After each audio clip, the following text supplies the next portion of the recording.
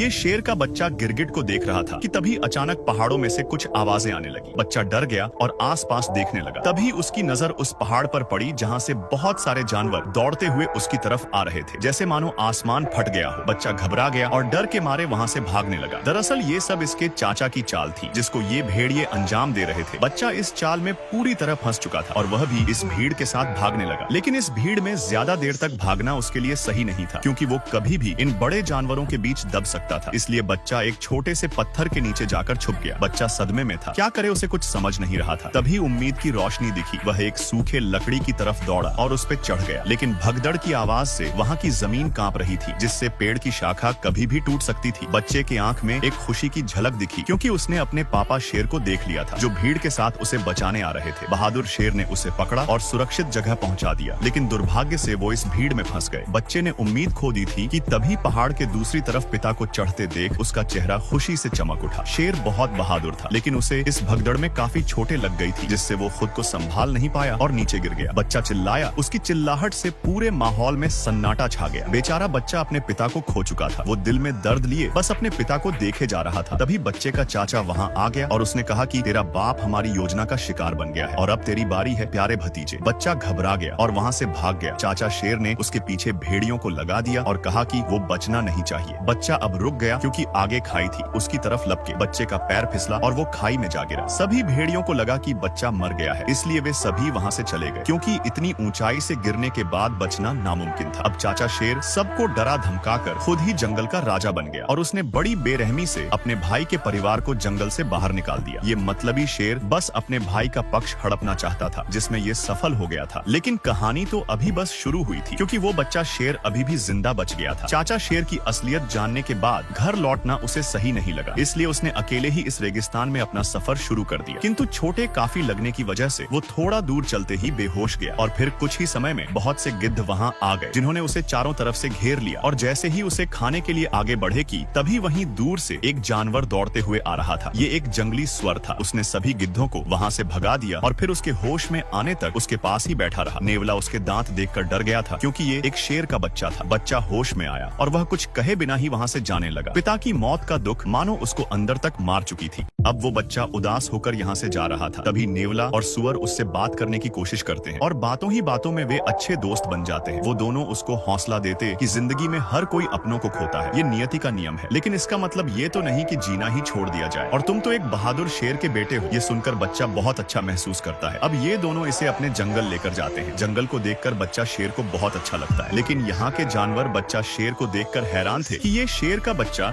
इनके जंगल में कहाँ से आया, क्योंकि इनका मानना था कि शेर कभी भी इनके हितैषी नहीं हो सकते। लेकिन नेवला और सुअर ने किसी की बात नहीं मानी और कुछ समय बाद सब लोग साथ में मिलकर रहने लगे। ऐसे ही साथ में रहते रहते कुछ साल बीत गए। अब वो बच्चा बड़ा हो चुका था, जिसको सब सिम्बा के नाम से जानते थे, जो बिल्कुल अपने पिता की तरह ही दिखता था। इधर चाचा शेर ने जंगल में टहलका मचा रखा था। वह अपनी भूख मिटाने के लिए निर्दोष जानवरों की हत्या करता। समय के साथ इसका लालच और भी ज्यादा बढ़ गया था। इसके राज्य में किसी को भी खाना नसीब नहीं होता था, क्योंकि ये अपने सिवा किसी को शिकार नहीं करने देता था, जिससे सिम्बा के परिवार वाले हमेशा भूखे रह जाते थे। लेकिन फिर भी सिम्बा के परिवार वाले बहुत बेबस थे। वे कुछ नहीं कर सकते थे, क्योंकि उनके चारों तरफ चाचा शेर का दबदबा था। और सिम्बा की माँ भी बहुत बहादुर थी। वह बोलती है कि हम अपने गौरव भूमि को ऐसे नहीं छोड़ सकते और न ही हम ऐसे भूखे मर सकते हैं। हमें कुछ न तो कुछ करना चाहिए। सभी उसकी बातों में हामी भरने लगते हैं कि तभी दूसरी शेरनी कहती है, लेकिन उस शेर के खिलाफ जाएगा कौन? किसमें इतनी हिम्मत है? तभी वहाँ भेड़िया आ जाता है और सिम्बा की माँ को अपने साथ लेकर जाता है। सब डरे थे कि अब क्या होने वाला है। सिम्बा की माँ शेर के पास जाती है तो शेर ने कहा कि मुझे पता है तुम लोग क्या योजना बना रहे हो, लेकिन तुम्हारी कोई भी योजना काम नहीं करेगी। सिम्बा की माँ ने कहा, आखिर कब तक तुम ऐसे निर्दोष जानवर की हत्या करोगे? बंद करो ये सब। तभी शेर कहता है कि शिकार करना हमारा फितरत है, अगर हम शिकार नहीं करेंगे तो हम खाएंगे क्या? तो सिम्बा की माँ बोलती है, लेकिन तुम गलत तरीके से कर रहे हो, यह सब गलत है। तो गुस्से में आकर शेर आदेश देता है कि ये बचा कुचा शिकार भेड़िया खाएंगे और तुम्हारा परिवार आज भी भूखा मरेगा, और फिर वहाँ से चले जाता है। इधर सिम्बा पूरी तरह से जंगल में घुल मिल गया था। वह अपने परिवार को भूल ही चुका था, लेकिन रात के घने अंधेरे में वह तारों की तरफ देखते हुए अपने पिता को जरूर याद करता और उदास हो जाता, क्योंकि पिता के मौत का दोषी वो खुद को मानता था। उसी समय उसका एक बाल टूटकर पानी में गिर जाता है, जिसे घास समझकर एक चिड़िया उठाकर अपने घोंसले में ले आती है और दूसरी चिड़िया उससे फेंक देती है, क्योंकि वह जानती थी कि ये घास नहीं एक जानवर का बाल है। अब बाल उड़कर जमीन पर जा गिरता है। तभी उस बाल को उठाकर एक चींटी लेकर जाने लगती है। वहीं पास में बैठे बंदर की नजर उस बाल पर पड़ जाती है। वह उसे उठाकर पहचान जाता है कि ये बाल सिम्बा का है, जिससे वो अंदाजा लगा लेता है कि सिम्बा अभी भी जिंदा है। ये संदेश उसके लिए और पूरे जंगल के लिए एक खुशी का संदेश था। उसे एक उम्मीद मिल गई कि भगवान के घर में देर है पर अंधेर नहीं। यहाँ सिम्बा के दोस्त पर एक शेरनी हमला कर देती है। उस जंगल में शेरनी घुस चुकी थी। सिम्बा के दोस्त अपनी जान हथेली में लेकर भाग रहे थे, लेकिन शेरनी के रफ्तार के आगे वे दोनों कब तक टिक पाते। अब दोनों का जान बचाना मुश्किल था, लेकिन तभी वहाँ सिम्बा आ जाता है और हमला कर देता है। दोनों ही शेर जाबाज थे, फिर भी शेरनी उसके मुकाबले में आगे निकल गई। उसने सिम्बा को दबोच लिया, लेकिन सिम्बा उसे पहचान लेता है और उसे लाना कहकर पुकारता है। शेरनी समझ जाती कि ये कोई और नहीं बल्कि सिम्बा है, क्योंकि सिम्बा ही उसे इस नाम से पुकारता था। दरअसल दोस्तों, लाना सिम्बा के बचपन का प्यार था, जो उसे आज कितने सालों बाद मिला था। सालों की जुदाई से दोनों बहुत भावुक हो जाते हैं। अगर प्यार में सच्चाई हो तो वो कभी न कभी जरूर मिलता है, देर से ही पर मिलता है। लाना बहुत खुश थी कि सिम्बा अभी भी जिंदा है। तभी सिम्बा ने कहा, लाना ये मेरा जंगल है, यहाँ तुम्हें बहुत सुकून मिलेगा। तो लाना ने कहा, सिम्बा ये जंगल छोड़ो और अपने घर चलो। तुम्हारे चाचा शेर ने हम पर बहुत जुल्म किए हैं। उसने हमारे देवभूमि को नर्क बना दिया है। अब तुम्हें वापस चलना चाहिए। लेकिन सिम्बा जाने से मना कर देता है और लाना को यहाँ कुछ देर और रुकने को कहता है। लाना उसकी बात मान लेती है और फिर सिम्बा उसे पूरा जंगल घुमाने लगा। लाना को ये जंगल बहुत पसंद आया था। दोनों बहुत घूमते और बहुत सारी यादें बनाते। आखिरकार कितने सालों बाद सिम्बा अपने प्यार से मिला था। अब दोनों घूम ही रहे थे कि तभी लाना कहती है, अगर तुम जिंदा थे तो फिर घर क्यों नहीं आए? तुम्हें अपने लोगों की याद नहीं आती है क्या? तुम्हारे चाचा शेर ने हम सब पर बहुत जुल्म किए हैं, हमारी दुनिया ही उसने बर्बाद कर दी। तो सिम्बा कहता है, मुझे इससे कोई फर्क नहीं पड़ता, अब यही मेरी दुनिया है। सिम्बा पूरी तरह से बदल गया था। लाना ने कहा, सिम्बा तुम्हारे पिता बहुत बहादुर थे, लेकिन तुम उनके जैसे बिल्कुल भी नहीं हो। तुम तो बहुत मतलबी और डरपोक हो। लेकिन फिर भी सिम्बा जाने के लिए नहीं बोलता है, जिससे लाना गुस्से में वहाँ से चली जाती है। अब रात को सिम्बा उदास होकर जा ही रहा था कि उसे एक बंदर दिखता है। ये बंदर सिम्बा को जानता था, लेकिन सिम्बा इसे नहीं जानता था। बंदर उसके पास जाता है, लेकिन सिम्बा उसे पहचानने से इनकार कर देता। तो बंदर कहता है कि मैं तुम्हारे पिता को जानता हूँ और चाहो तो मैं तुम्हें उनके पास ले जा सकता हूँ। सिम्बा हैरान था, लेकिन खुश भी था कि शायद उसके पिता जिंदा है। अब दिल में उम्मीद लिए वह बंदर के पीछे दौड़ पड़ा। बंदर नदी के किनारे बैठ जाता है और सिम्बा को नदी में देखने को बोलता है। जब सिम्बा नदी में देखता तो उसे अपने में पिता की झलक दिखती है। बंदर कहता है कि तुम्हारे पिता तुम्हारे अंदर है, जिससे वह जोश में आ जाता है। तभी आसमान में बिजली चमकी और एक आवाज आई। ये आवाज उसके पिता शेर की थी, जो कह रहे थे कि बेटा तू जाबाज है, तुझे हमारी गौरव भूमि को बचाना है, क्योंकि हम एक जाबाज प्रजाति से हैं और शेर जंगल का राजा होता है। राजा ये सुनकर सिम्बा जोश से भर गया और अब उसके अंदर सोया हुआ शेर जाग चुका था। वो पूरी तरह से तैयार था। अपने गौरव भूमि को बचाने के लिए उसने जोर से दहाड़ लगाई और इस लड़ाई का आगाज कर दिया। अब यह सिम्बा का नया रूप था, जिसे हराना नामुमकिन था। सिम्बा अपने गौरव भूमि की तरफ निकल पड़ा और कुछ दूर पर उसे लाना भी मिल गई। लाना उसका यह रूप देखकर बहुत खुश हुई। अब दोनों साथ में अपने गौरव भूमि पर पहुंच चुके थे। अपने भूमि की ये हालत देख वह बहुत दुखी हो गया। तभी लाना कहती है, सिम्बा अब आगे क्या करोगे? बोली, सिम्बा आगे क्या करोगे? सिम्बा ने कहा, अपनी भूमि की रक्षा करूंगा, जिसकी जिम्मेदारी मेरे पिता ने दी है। उसी समय एक पक्षी उसके पास आया। ये सिम्बा के परिवार का हिस्सा था। उसने सिम्बा को प्रणाम किया। कुछ देर बाद सिम्बा के दोस्त भी आ गए। वे जानते थे कि यह लड़ाई आसान नहीं होगी, लेकिन फिर भी वे उसके साथ खड़े थे। सिम्बा ने उन्हें समझाया कि इस राह में मौत है, तुम लोग वापस चले जाओ। तभी सुअर कहता है, हम जब तक जिंदा है तब तक तुम्हारा साथ देंगे। इस युद्ध में सभी जानवर सिम्बा के साथ कंधे से कंधा मिलाकर खड़े थे। अब सिम्बा सभी को अपने साथ लेकर आगे बढ़ा, लेकिन सामने रास्ते में कुछ भेड़िए भोजन कर रहे थे। सिम्बा ने उन सभी का ध्यान भटकाने की जिम्मेदारी अपने दोस्तों को दिया। नेवला और सुअर उनके सामने आ गए और भेड़ियों का ध्यान अपनी ओर खींच लिया। भेड़िए उन्हें देखकर दहाड़ते हुए दौड़े और इस बीच सिम्बा लाना के साथ दूसरे रास्ते से आगे बढ़ गया। दूर पहाड़ी पर बैठा बूढ़ा बंदर ये सब देख रहा था। उसकी आंखों में वर्षों का अनुभव और अब एक नई चमक थी। उसने अपने हथियार को फिर से उठाया, जिसे उसने मुफासा की मौत के बाद त्याग दिया था, लेकिन अब सिम्बा के लिए वो भी लड़ने को तैयार था। इधर चाचा शेर सिम्बा की माँ को अपनी रानी बनने को बोल रहा था। अगर उसने ऐसा नहीं किया तो वो उनके पूरे परिवार को खत्म कर देगा, लेकिन सिम्बा की माँ मना कर देती है। तो चाचा शेर कहता है, मैं मुफासा से ज्यादा शक्तिशाली हूँ। इस पर सिम्बा की माँ कहती है, तुम मुफासा के सामने भीगी बिल्ली हो। चाचा शेर गुस्से में आकर शेरनी पर हमला कर दिया। चाचा शेर की नीयत बहुत खराब थी। जिसकी नीयत खराब हो वो दूसरों का कभी भला नहीं कर सकता है। तभी एक खौफनाक दहाड़ की आवाज सुनाई दी। ये दहाड़ सिम्बा की थी। सिम्बा को देखकर चाचा शेर डर गया। उसे लगा कि ये उसका भाई है, क्योंकि सिम्बा बिल्कुल अपने पिता के जैसे दिखता था। तभी सिम्बा ने कहा कि दूर हो जाओ मेरी माँ से। शेरनी की आंखों से आंसू बह निकले। सालों बाद वो अपने बेटे को देख रही थी। वो उसे गले से लगा लिया और कहा, बेटा इतने दिनों से कहाँ थे? तो सिम्बा कहता है, माँ अब मैं सब कुछ ठीक कर दूंगा। उसकी वापसी से जैसे पूरे परिवार को फिर से जीने की वजह मिल गई थी। अब उनकी जिंदगी में रोशनी आने वाली थी। सिम्बा को जिंदा देखकर चाचा शेर को बहुत गुस्सा आया और उसने कहा, भतीजे तुम्हें जिंदा देखकर बहुत खुशी हुई। सिम्बा ने कहा, काश चाचा तुमने थोड़ा अच्छा काम कर लिया होता तो शायद मैं तुम्हें आज छोड़ देता। तो चाचा शेर ने कहा, तमीज से बात करो, तुम इस जंगल के राजा के सामने खड़े हो। उसी समय लाना ने पूरे जंगल के सामने ऐलान किया, अब से हमारा राजा सिम्बा है और हम उसके लिए लड़ेंगे। सिम्बा के परिवार ने भी दहाड़ लगाकर युद्ध का आगाज किया। सिम्बा ने चेतावनी दी, अपनी हार स्वीकार कर लो चाचा, अब तुम्हारे पास कोई और रास्ता नहीं है। लेकिन चाचा शेर भी चालाक था। उसने कहा, अरे बच्चे, मैं नहीं चाहता कि मैं तुम्हारा काल बनूं। और तुम सबको पता है कि सिम्बा ने क्या किया है। प्यारे भतीजे, तुमने इनको बताया नहीं कि तुम अपने पिता के हत्यारे हो। अपना गुनाह कबूल कर लो और सबको बताओ कि तुम्हारे वजह से हमारे महान राजा मारे गए थे। अब सिम्बा का पूरा परिवार बेचैनी से सिम्बा को देखने लगा। तभी सिम्बा सिर झुकाते कहता, हाँ पिताजी, मेरे वजह से मारे गए थे। अब चाचा शेर ने अपनी चालाकी दिखाना शुरू कर दिया। उसने कहा, प्यारे भतीजे, तुमने इनको बताया नहीं कि तुम महाराज के कातिल हो। अब अपना जुर्म कबूल कर लो। ये सुनकर सिम्बा का पूरा परिवार सिम्बा को बेचैनी से देखने लगा। तभी सिम्बा ने सिर झुकाते हुए कहा, हाँ पिताजी, मेरे वजह से मारे गए थे। मौके का फायदा उठाते हुए चाचा शेर ने कहा, देखो, ये है तुम्हारा मसीहा जो अपने ही बाप का हत्यारा है। आज इसी की वजह से महाराज हमारे बीच में नहीं है। और ये क्या राजा बनेगा जिसने अपने ही पिता को निगल लिया। चाचा शेर ने अपनी चालाकियों से सिम्बा की आवाज को दबा दिया और उसके पूरे परिवार को उसके ही खिलाफ कर दिया। वो कहते हैं ना, सांप भी मर जाए और लाठी भी ना टूटे। ये वाली हालत उसने सिम्बा का कर दिया था। अब चाचा शेर उसे डराने लगा और कहा, मेरे कदमों में गिर भतीजे। तभी घबराहट में सिम्बा का पैर फिसला और अब वो चट्टान पर लटका हुआ था। उसी समय अचानक से एक आग उगलती हुई बिजली गिरी। अब वो समय आ गया था जब एक पापी का अंत होने वाला था। चाचा शेर ने कहा, यही खौफ मैंने तुम्हारे पिता की आंखों में देखा था, जब तुम्हारे पिता इसी तरह अपनी जान की भीख मांग रहे थे। फिर चाचा शेर ने उछलकर सिम्बा के पैर को दबा लिया और धीरे से कहा, प्यारे भतीजे, तेरे पिता को मैंने ही मारा था, बिल्कुल इसी तरह से, और आज तेरी बारी है। इतना सुनते ही सिम्बा को वो दर्द भरे पल याद आने लगे। सिम्बा की आंखों में आग जल उठी। उसने पूरी ताकत से चाचा शेर के बाल पकड़े और चट्टान पर वापस चढ़ाया और चिल्लाकर कहने लगा, कैसे भाई हो तुम जो अपने ही भाई को खा गया। तभी चाचा शेर ने कहा, ये अपना जुर्म छुपाने के लिए मुझे फंसा रहा है, इसकी बात मत सुनो। शेरनी ने कहा, जब तुमने महाराज को मारा नहीं तो तुमने उनकी आंखों में कैसे देखा। ये सुनते ही चाचा शेर का चेहरा फीका पड़ गया। अब उसका अंत करीब था। फिर भी उसने हार मानने के बजाय भेड़ियों को आदेश दिया, मार डालो इन सबको। वो सारे खतरनाक भेड़िए सिम्बा के ऊपर टूट पड़े। एक भयंकर युद्ध छिड़ गया। सिम्बा अकेले ही उन भेड़ियों का सामना करने लगा। इधर लाना ने भी परिवार को लड़ने का आदेश दिया। सिम्बा का पूरा परिवार एकाएक कर भेड़ियों पर टूट पड़ा। ये था एक भीषण युद्ध जो सदियों से रुका हुआ था। तभी इतने सारे भेड़ियों के बीच एक अकेला सिम्बा कमजोर पड़ने लगा। अपना पल्ला भारी देख सारे भेड़िए उसे मिलकर नोचने लगे। कमेंट करते ही पार्ट 6 मिल जाएगा।